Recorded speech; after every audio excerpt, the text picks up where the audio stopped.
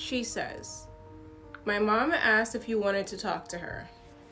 I say, "Sure, I definitely wouldn't mind at all." She says, "Okay," and sends me her mom's phone number.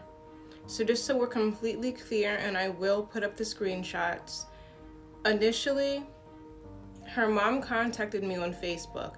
She didn't go into any details, but she sent me the very first message. Remember, it only said ... And I said, "Hey, what's up?" Following that, a few hours later, her daughter contacted me on Instagram through my DMs. So I was contacted both times. I didn't reach out to anyone. I didn't contact anyone. Everyone reached out to me, which was the plan. I expected somebody from his family to reach out to me. I expected a relative, a sibling to reach out to me. I didn't expect what I got at all. Even though I was laying down breadcrumbs, it was with full intention for somebody to be made aware of the situation and contact me and, raise some questions. But I had no idea that I would be getting contacted by who I got contacted by. She said, "You can call whenever you get the chance." I said, "I'm going to call her now if that's all right." She said, "That's fine." This was 11:45 a.m. on July 22nd. I already knew that this part was going to be difficult to film because I've been on the receiving end of phone calls like this before in my life, and I've been on the opposite end of the pendulum, giving the information to someone who's contacted me. And at this point, I'm well aware that she's postpartum. She just had a beautiful baby boy, only not even 2 weeks ago at this point. Everything that her daughter had said about her as a mother, as a woman, as a human being, I knew that it was going to be a really sensitive conversation for us to both have. Prior to this conversation, I hadn't cried about the situation. Prior to knowing the information that I found out and that I know now, my pregnancy was completely fine. I accepted the situation for what it was, for what I thought it was, for what I knew it to be. And I just accepted that Asmodeus is a fucking coward. And it's sad to say this because it was almost normal to me. His behavior was almost normal to me, and not just because he's a piece of shit, but because it's really, really common to experience this, especially in the Black community. So it was what it was. I knew what I had to do. I knew I needed to prepare. I knew what I needed to get in place. And I went about my business. I bought my baby everything that he could ever imagine even existed for babies. I still made a baby registry because my family is demanding it. I went to my prenatal appointments. I've seen my therapist regularly, and taking care of my kids, my home, my family, my friends, things of that nature. Everything was fine. We were very all acceptant of the circumstances and the situation. Asmodeus turned out to be not what everyone thought he was. Not even by any stretch of the imagination. There was no pressing reason for anyone to think whatsoever that there was anything else going on, which is why it was such a huge shock to so many people. Again, my family, my friends, my children's therapist, everyone was so appalled and surprised because they're like, "We have seen this man and met this man on many different occasions. He has been all hands on deck. He's been all hands in.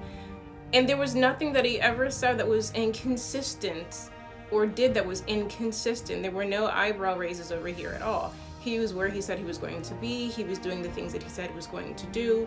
There were never questions that I really had to ask him because we're talking about an individual who has already studied what exactly he would need to answer for. So we already had things in place to say, so questions would never arise. I want to put this information right here. I don't want to do a separate video for this. Back in November, when I got sick and Asmodeus had temporary custody of my children, the caseworker on my case that was assigned my case, we still stay in touch all the time. And she just swung by last week just to stop in because she's right around the corner. Her office is very, very close. She knew Asmodeus very, very well.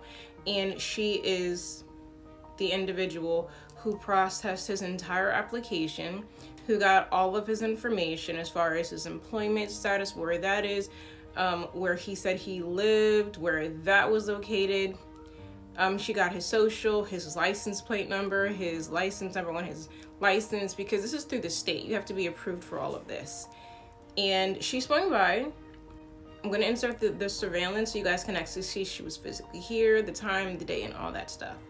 So I will not be telling you her name. She did actually do a portion in my series where she was interviewed, and she did not want her name or her voice or her face disclosed, and I completely understand that because of her job title. As I'm not saying all men, but some of these men like Asmodeus, they'll be quicker to drag you to court for some nonsense that's so fucking asinine than do the right thing and drag you to court for the right reasons. So you never know. I understand, and no one is obligated to, you know, relinquish those rights when it comes to something like this because of just how public it is, and again because of her job description. I don't think. Did you ever get it? Did you ever get the I got Joshua's, but Joshua's was only, it's right down in County Kim, and I got Joshua's, but I don't see it yet. Yeah, see, this is the one we want. Well, all I'm saying is all this family who's online, they all look like this. Yeah, all the family look like that. They embarrassed now, I know that much. I was like, do not come to my house. Did they tell her I got a camera on here? I guess my must be mom for full of shit because why wouldn't she want to be around this gangster? But if any of my kids got kids, I wouldn't want to be around my gangster. I think it's from this older generation, and I feel like the whole entire last 12 years, because of the way that she found out what she found out, it wasn't like this. This is a public embarrassment for the entire family. Much bigger level than you've ever experienced before. And I made sure to talk about how he, come to find out, how in the world does this man have a great relationship with his mom according to the girlfriend and the daughter that they sent into me in a message, but told me he had a tumultuous, estranged relationship with the mom. That's what he told me too. That's why he didn't want me to call the mom. He said, my mom never was in my life. I don't want these kids to be in foster care. I had a bout with foster care because my mom was on drugs. So now I don't want you to contact my mom. I'm just going to move in here because I was just like, well, we can call your mom and see if she'll allow the boys to supervise visits, like instead of the Alexanders, be there. Like, oh no, I had a tumultuous relationship with my mom. I had bouts with foster care. That's why I don't want it to happen to these boys. You know, that's what I'm. So imagine hearing online that's what your son is telling people about you when you've been bailing this man out left and right for all his life, and that's a lie. It's a lie. And that's all a lie.